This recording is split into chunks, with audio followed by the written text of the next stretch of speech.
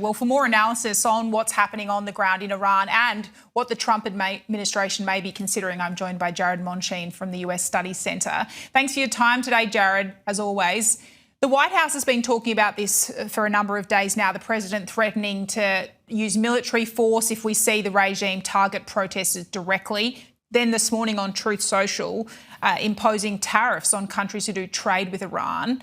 How does this sort of pressure campaign, what could it lead to?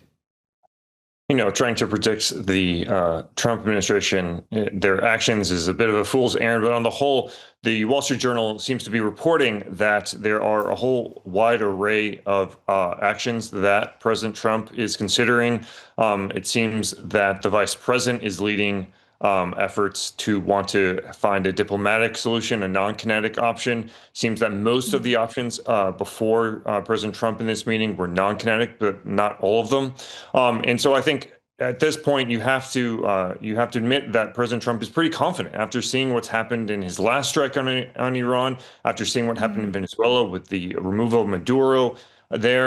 He's feeling pretty confident in the U.S. military's tactical abilities, and he is at this point removing no options on the table. He went campaigning on this Make America Great Again platform, America First. But in this second term, it seems like there is a shift in the Trump foreign policy, a willingness, as you say, to go after these sort of targeted military options. We saw it earlier this year when it comes to Venezuela. How big a shift has that been? Is there a pushback that you can detect from the Trump base as to that kind of jarring nature of the America First agenda?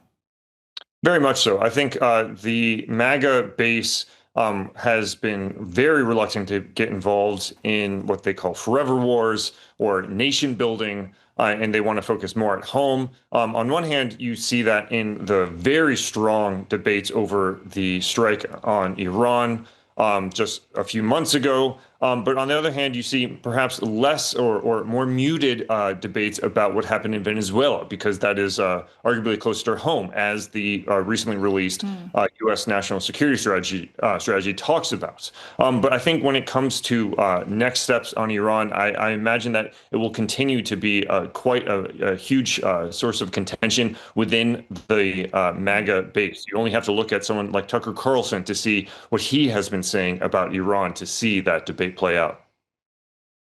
On the domestic front, we saw this unprecedented tension yesterday between the president, a Justice Department now going after the US Federal Reserve Chair, Jerome Powell. It seems that Jerome Powell wants to try and preserve the independence of the Reserve, the central bank, if possible. We're also seeing pushback, Jared, from crucial Republicans here. That's right. And we shouldn't forget that, speaking of Venezuela, just before, we saw a number of Republicans in the Senate push back against what Donald Trump has done in Venezuela or wants to do in Venezuela, and call for more congressional oversight. And not just any Republicans, but people like Josh Halsey in Missouri. Many of these people are not exactly those known for pushing back against President Trump. But I think this recent charges against or investigation into Jay Powell is another bridge too far for a lot of Republicans. And ahead of the midterms, I expect a lot more Republicans will be coming out against this. Yeah, and a final one, we saw today confirmation that Kevin Rudd will be wrapping up his time as Australia's ambassador there early, more than a year early. How will his legacy be viewed? So much focus on his negative comments about Trump, but the government today pointing to many big things he was able to achieve in terms of a critical minerals deal in particular.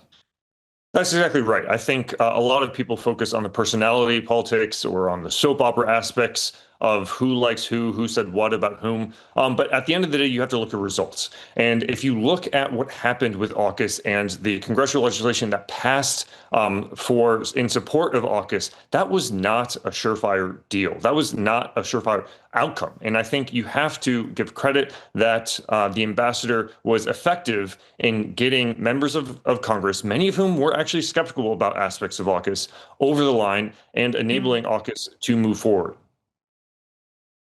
And I saw he had Bridge Colby at the ambassador's residence just a few days ago before he made this announcement, someone who'd been arguably pretty sceptical of AUKUS. And it seems like under Kevin Rudd, they've been able to, as you say, ensure that the defence pact continues. That's exactly right. Jared Mondschein from the US Study Centre. Appreciate your analysis today. Thank you.